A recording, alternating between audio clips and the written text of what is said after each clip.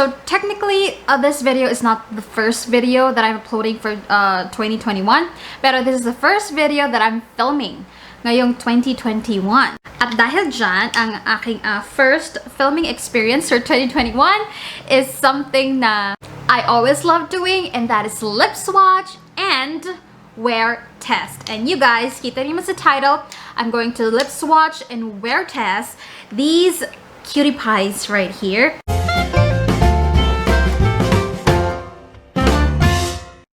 I'm talking about yung Pinkflash. That is the title. It's actually Focallure Pinkflash. Kasi under siya ng Focallure, and nakita ko siya habang namamasyal ako sa Lazada. A lot of you have been requesting na gumawa ko ng yung Focallure clay something. And I'm so sorry, nauna kong in-order itong Pinkflash. I'll try to get my hands on the clay thingy. But anyway, so itong Pinkflash, I don't have like that much information about it. Basta under siya ng Focallure, it's probably like their baby sister, something like that. Pero ang kinuha ko is yung Pinkflash na ever glossy lip gloss. And then I also got the Pinkflash melting matte lip cream. So tatlong melting matte lip cream and then tatlong lip gloss. So mag lip swatch muna tayo. Unahin natin ang mga lip glosses. Pag bumili ka, dai, ayan ang itsura niya. Ayan ang packaging niya. Sa packaging, sa plastic mo makikita yung expiration date and everything and all the other ingredients. Pero dai, pag tinanggal mo yung plastic, basahin mo na lahat ng pwede mong mababasa dun sa plastic. Yung sa seal, kasi pag sinonggalitin mo na, ayan, wala ka na makikitang impormasyones. Ganyan na siya.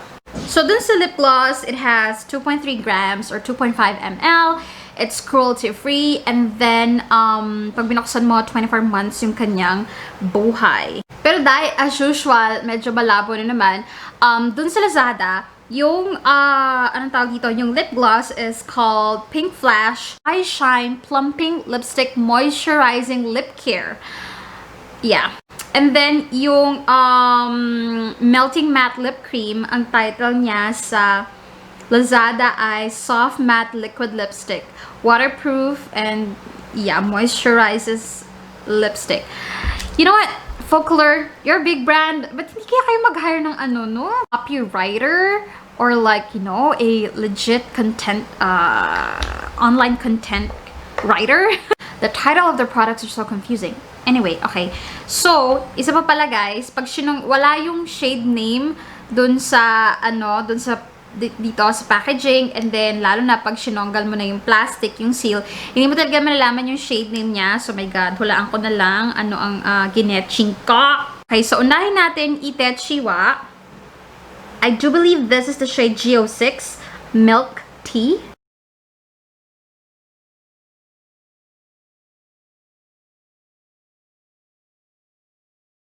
Alright guys, so this is Go6 on my arm swatch. This is Go6 Milk Tea on my lips. And, in fairness, ang ganda ng lip gloss na to. Yeah. Maganda yung overall itsura niya. For this particular shade, it's not that, meron siya a little bit of tint na medyo brownie, nudie, pero hindi naman like super. Bibigyan ng slight tint. Babaguhin yan yung kulay ng lips mo. Pero more on like, you know, just a shimmer. It's not like a hardcore lip gloss on your face lip gloss. Wala siyang lasa. Wala siyang amoy. Well, meron, alam mo yung amoy kahon. Pero hindi siya sweet. Alam mo yun, hindi siya vanilla-ish. It's not like a delicious lip gloss. But yeah, it's kind of nice. So yeah, this is Go6 Milk Tea. Next shade, you guys, is this one right here. Ayan. So medyo ma-orange siya na meron mga gold specks, like tiny gold specks. And this is in the shade SO4 Vertigo.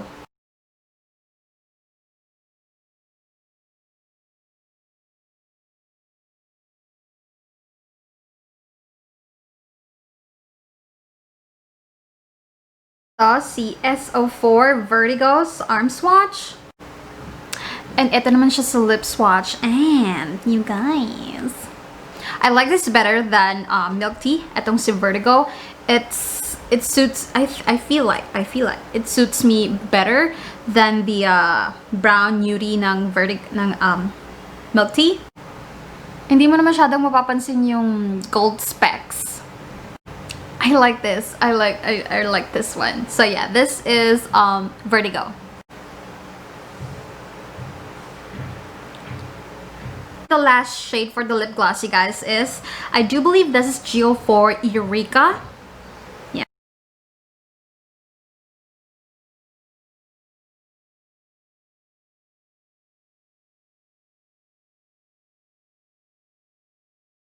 So this is Eureka sa arm swatch. And this is Eureka sa lip swatch. Die! Alam mo, with the formula of the gloss, parang nakaka-plump nga siya. It's not gonna physically plump your lips, but it's gonna create an illusion na mas plumpier or mas mataba yung lips mo. So I do agree with the plumping effect. And this one, itong si Eureka, I love it. Sa tatlong shades na Itechiwa, si Eureka yung favorite ko kasi ito yung parang nakakabata ng lips, nakaka-fresh ng itsura. And, diba? Ganda oh. At saka parang yung tint niya, binubura niya yung parang darkness ng lips ko. Hi. Good morning. So yeah, I do love Eureka. Sa tatlong iniswatch ko, Eureka is like the best for me. Highly, highly recommended. Highly, highly suggest that you try it. This particular shade. So yeah, this is Eureka. Punta na tayo sa Pinkflash Soft Matte Liquid Lipstick. Sa Lazada, yun ang pangalan niya. So, ang claim to fame niya is All Day Matte and Moist Lipstick. Matte and moist. Long-lasting, transfer-proof, highly pigmented matte finish that lasts the whole day. Unahin natin etong si O2 Rosy Rose.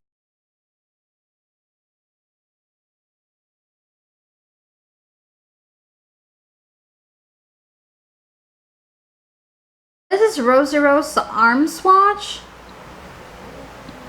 And this is Rosy Rose sa lip swatch. Rosy Rose is kind of nice. It's like an everyday pink na nakaka-brighten up, na nakaka-fresh. But it's a little bit on the bright side. I'm not sure if this is going to work sa mga Morena beauties out there. Some maybe, but not all of it. Lalo na if you're like on the grayish undertone or yung mga cool toned or neutral. This is kind of warm. Una application, akala ko it was a cool tone pink. Pero habang nagsiset siya, parang nagiging warm na siya on my lips. So, it kinda, I feel like, it kinda suits me and my skin tone. The formula, it's creamy, it's easy to apply, and hindi siya, it's not tight. So, that's good. And it is pigmented. So, and oh, I love the applicators pala ng Pinkflash kasi it's, ayan na, yung parang pa-diamond. So yeah, this is Rosy Rose. It's been on my lips for like less than 5 minutes. Parang madali pa siyang anong tawag dito? Yeah, medyo madali pa siyang matanggal in like 5 minutes on your lips. Oh my god, hindi ko na test kung kiss-proof siya. Well, next shade. Next shade is N05 Cookie. No, Cookies. So this is Cookies sa arm swatch. And this is Cookies sa lip swatch. Dai! Ang ganda ng formula ng Pinkflash na soft matte lip cream, whatever the name. My god. Cookies is so nice. Don't you think? Diba? Ganda niya sa lips. It's for every day. It looks, your lips were better and, cuter, prettier. And another thing, you guys, hindi siya mabilis mag-set. So you have time to like shape your lips, fill in your lips, pantayin yung application. So that's another plus point. Is it transfer proof?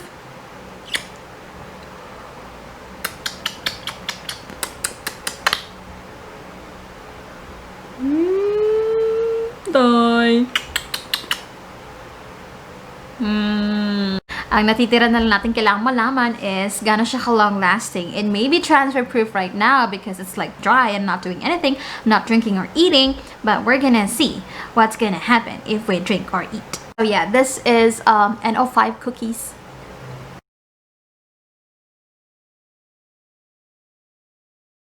Last shade is RO3 on mode. Ito si RO3 on mode sa arm swatch. Ito naman siya sa Lipswatch, and I like this kind of red. Hindi siya red-orange, hindi rin siya parang like a parang brown tone red. It's like really red. So ito rin gagamitin ko sa wear test, you guys. You know the drill. I'm going to eat and drink, and we're gonna see kung gaano siya ka long lasting. So please stay tuned until the end of the video. For now, this is RO3 on mode. Lunchtime, you guys. Ang tawag dito? Sotaman soup with rice. Say that. And my husband. And my baby.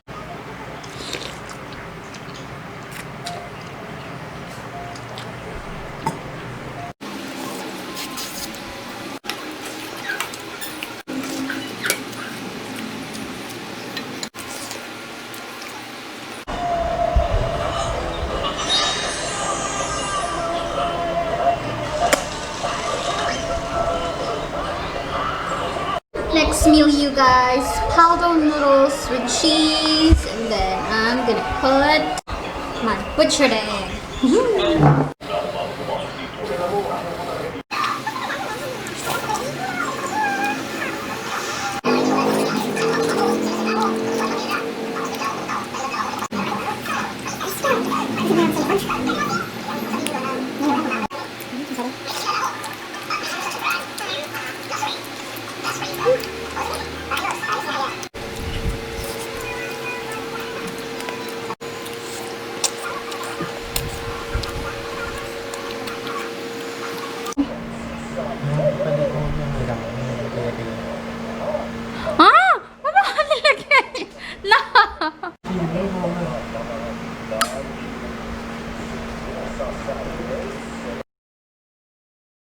So, for dessert, guys, ako ay magtitimpla ng kape. Kasi aminin nyo, diba, after eating, parang ang sarap talaga magkape. Kasi parang yun yung panapos ng masarap na meal, you know.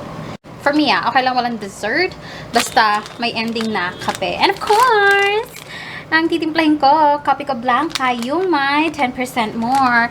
I'm so sorry guys, never ako magsasawang i-share sa inyo to kasi it's like my favorite. I'm like, so addicted to it. I just realized, like late ko lang talaga na-realize, late ko lang tinapangan ng sarili ko na itimpla itong dalawang to like ng sabay. Alam mo yon, hindi lang like pa isa-isa. So, that's what I'm going to do.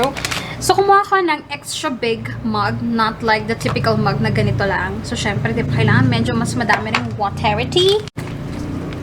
So,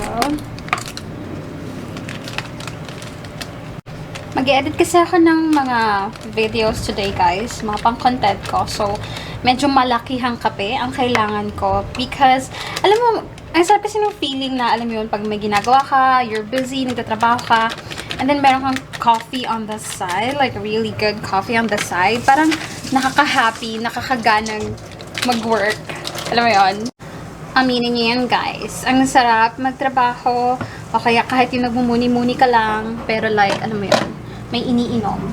Look at this.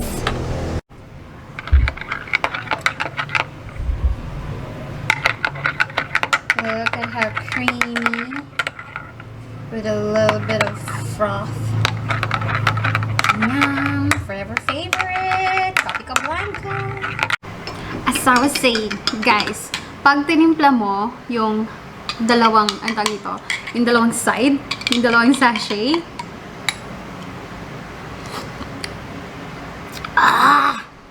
it's like mas pina-intense na flavor. Of course, yung water, it's not like double the water ng isang mug. Syempre, mag-add ka lang ng just, probably half. Para alam mo yun, hindi naman mawala yung, mabawasan yung lasa. It's really like creamy and delicious, and like the taste of the coffee is like there, like really there. So yun ang gagawin ko. Dati titimpla ko like tig-isa. Ngayon, ang favorite ko nang gawin is titimplahin ko na pareha. Like sabay. It is really so good. The coffee is there. Super creamy.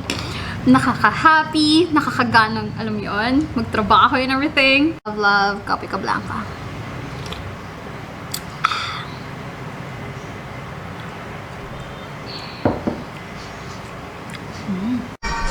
So guys, ito na ang sitwasyon ng lips natin. Sabihin ko na aking final verdict while I'm having my delicious coffiness. So, for the price point, my god, you guys, it's just 100. Wait, I got it for like, yung lip glosses, I got it for 98. And then, yung, itong liquid lipstick, matte liquid lipstick, I got it for like 109, if I'm not mistaken. Wait, yeah, 109. Yung lip gloss is just a lip gloss. Matatanggal at matatanggal siya. Mabilis siya matanggal. Pero ito, for the price point na 109, pwede na yung ganitong performance. So, pag kumain ka, lalambot siya, mawawala yung pagiging transfer proof niya, mawawala yung pagiging kiss proof niya, magta-transfer na siya sa kahit anong pwede niya pag-transferan. Mababawasan yung inner corners. So, ito, red to, intense yung color. So, kahit pa paano, meron pang, wait, let me zoom in. Meron pang, color sa other parts, kahit sa inner corners, although bawas na. Pero kung gagamit ka ng mga lighter shades, syempre sa mga sagwanan, tignan yun. So, you have to take it all off and then reapply. Ngayon, medyo dry na siya. Tingnan natin kung babalik siya sa pagiging...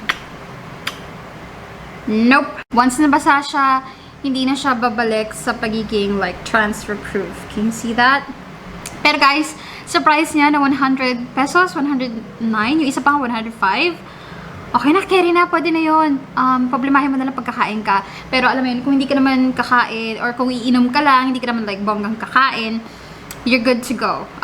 Okay siya sa, like, it's mask friendly and it's good for every day. So, yon. I think this Vertigo is a success for the brand, for the product itself, kasi mararecommend ko siya sa inyo guys. Lalo na if you're on a budget, maganda.